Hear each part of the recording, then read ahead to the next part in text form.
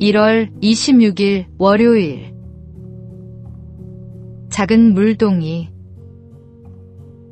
한겨울, 작은 마을의 우물가에 두 통의 물동이가 놓여 있었습니다. 하나는 반들반들하고 크며 사람들 눈에 잘 띄는 자리에서 늘 자신을 자랑했습니다. 다른 하나는 작고 오래되어 우물 뒤 그늘에 조용히 기대어 있었습니다. 마을 사람들은 큰 물동이에 먼저 눈길을 주지만 날이 추워 얼음이 끼기 시작하자 상황이 달라졌습니다. 큰 물동이는 입구가 넓어 얼음이 금세 차올라 물을 퍼낼 수 없었고, 작은 물동이는 입구가 좁고 낮아 얼음이 쉽게 녹아 여전히 물을 담을 수 있었습니다. 사람들은 결국 작은 물동이로 물을 길어 나르기 시작했습니다. 낮아 보이고 작아 보이던 그 물동이가 겨울날 가장 귀한 역할을 하게 된 것입니다. 우리가 주님 앞에서 작아지는 것도 이와 같습니다. 스스로를 낮출 때 우리는 오히려 주님의 영광을 담는 그릇이 됩니다. 겉모양이 아니라 겸손한 마음이 주님의 일을 가능하게 하며, 하나님은 그런 사람을 통해 생명을 흘려보내십니다. 높아짐은 우리가 만드는 것이 아니라 낮아짐을 통해 주님이 이루시는 것입니다. 오늘의 말씀. 누구든지 자기를 높이는 자는 낮아지고 누구든지 자기를 낮추는 자는 높아지리라. 오늘의 만나. 자신을 낮출 때 하나님께서 높이시는 역설의 진리를 경험하십시오.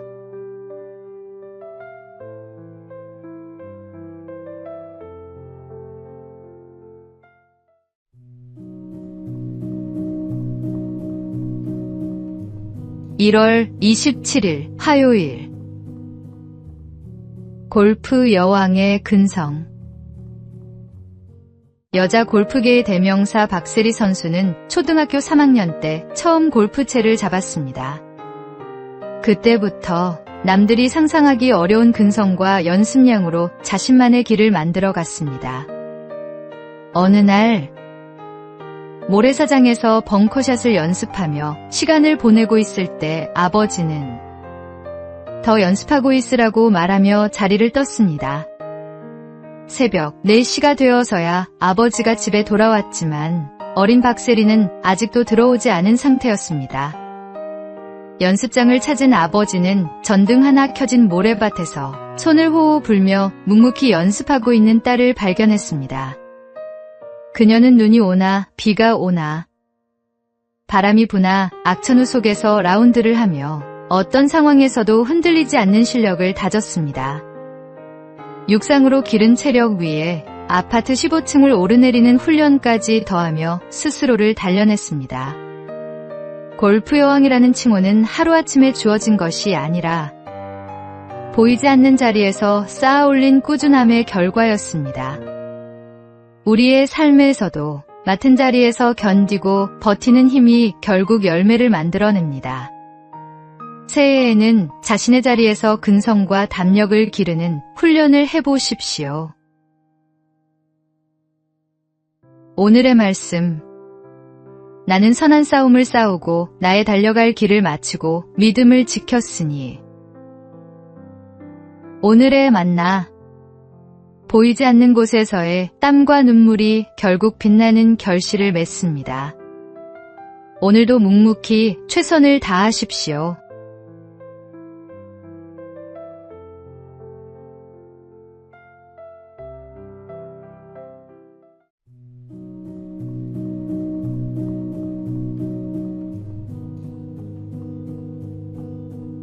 (1월 28일) 수요일. 정직대회. 어느 마을에 정직대회가 열렸습니다.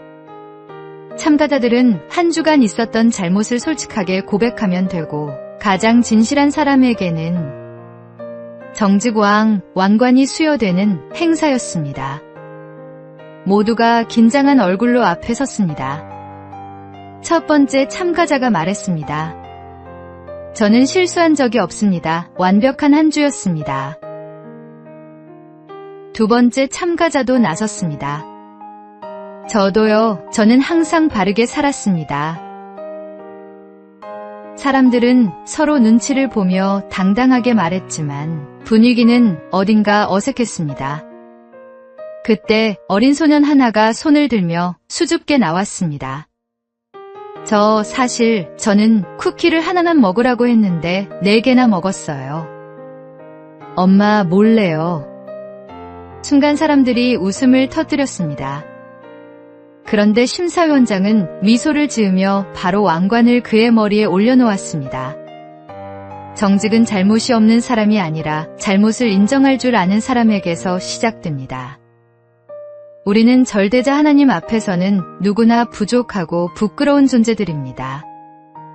하나님께 드릴 수 있는 가장 아름다운 고백, 자신이 죄인임을 인정하는 고백을 드리십시오. 우리가 죄인임을 고백할 때 주님께서는 우리를 의인이라 칭하십니다. 오늘의 말씀.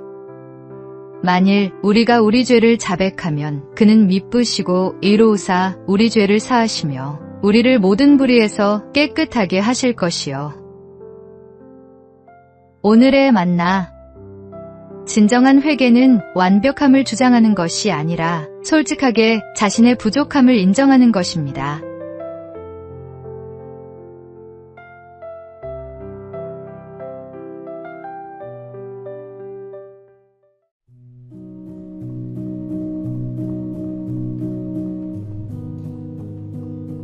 (1월 29일) 목요일.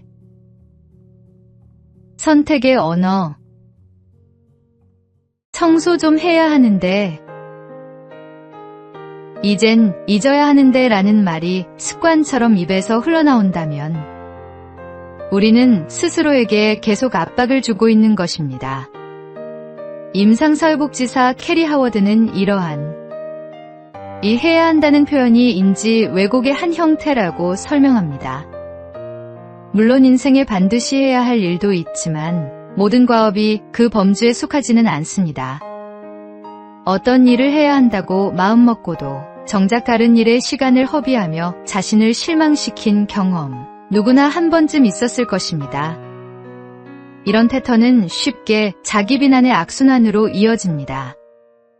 사람들이 혼란스러워하는 이유는 진짜 원하는 것과 외부가 요구하는 것을 구분하기 어렵기 때문입니다. 가족의 기대, 사회의 기준, 주변의 시선이 우리를 완벽함으로 몰아붙일 때 선택의 자유는 사라지고 부담만 커집니다. 하워드는 해야 한다는 표현을 선택한다로 바꾸라고 조언합니다. 숙제를 해야 해가 아니라 배움에 도움이 되니 숙제를 하기로 선택한다. 운동해야 해가 아니라 건강을 위해 운동하기로 선택한다. 선택의 언어는 우리에게 주체성과 의미를 되찾아 줍니다.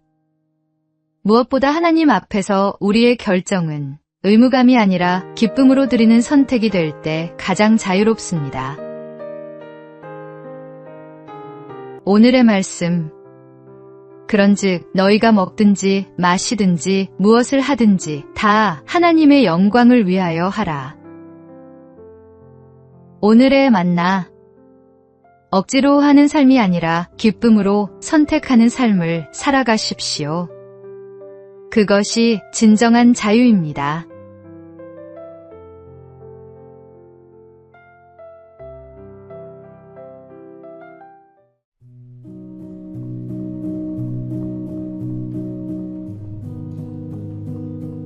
(1월 30일) 금요일. 낭만 러너의 달리기. 낭만 러너로 불리는 심진석 씨는 올해만 27번의 아마추어 마라톤 대회에서 우승했습니다. 그의 훈련 방법은 특별합니다. 비계공으로 일하는 건설 현장을 오가며 안전화를 신고 뛰는 것입니다. 화려한 장비 없이 출근복 차림 그대로 언덕과 계단을 오르내리며 자신을 단련합니다. 그가 이렇게 열심히 일하고 달리는 이유는 가족에 대한 사랑 때문입니다. 아픈 아버지와 어머니, 뇌전증으로 고통받는 형을 위해 그는 월급의 90%를 가족에게 드리고 주말엔 물류센터에서 일하며 용돈을 마련합니다. 형이 쓰러질 때마다 달려가던 그 마음으로 그는 결승선 넘어 형이 서 있다고 상상하며 달립니다. 형, 내가 그 지점까지 달려갈게라는 그의 외침은 단순한 구호가 아닙니다. 우리에게도 각자의 자리에서 달려가야 할 이유가 있습니다. 하나님께서 우리를 부르신 그 자리에서 주어진 환경 속에서도 최선을 다할 때 우리의 삶은 빛을 발합니다. 심씨가 무거운 안전화를 신고도 달릴 수 있었던 것처럼 우리도 어려운 여건 속에서도 하나님께서 주신 사명을 향해 달려갈 수 있습니다. 오늘의 말씀. 무슨 일을 하든지 마음을 다하여 주께 하듯 하고 사람에게 하듯 하지 말라. 오늘의 만나. 환경이 완벽하지 않아도 괜찮습니다. 지금 있는 그 자리에서 최선을 다하십시오. 하나님께서 함께 하십니다.